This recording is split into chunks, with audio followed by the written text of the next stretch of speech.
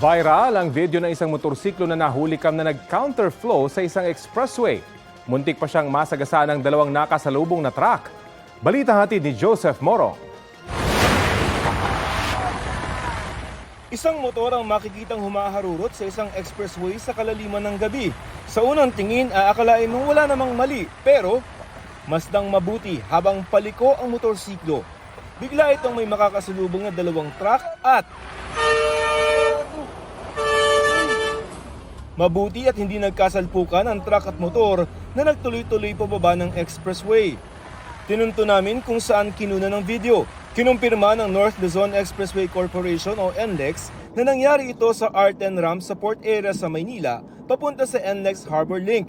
Mga naglalakihan truck ang dumadaan dito.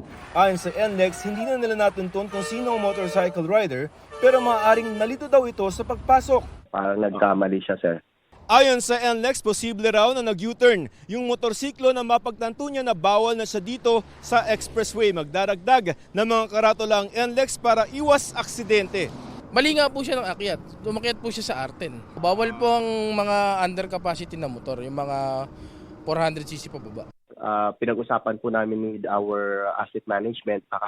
We need to review po yung signages ulit because baka lang po hindi masyadong visible dun sa mga motorcycle. Hindi na mahahabol ang motorsiklong nasa video dahil wala pa ulit ang no contact apprehension policy. Pero babala ng NLEX sa mga mananadyang mag-counterflow sa expressway, maaari silang matiketan ng reckless driving na may multang 2,000 pesos.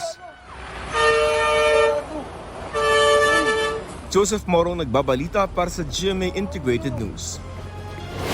Kapuso, alamin ang maiinit na balita. Bisitahin at mag-subscribe sa GMA Integrated News sa YouTube. Sa mga kapuso abroad, samahan niyo kami sa GMA Pinoy TV at sa www.gmanews.tv.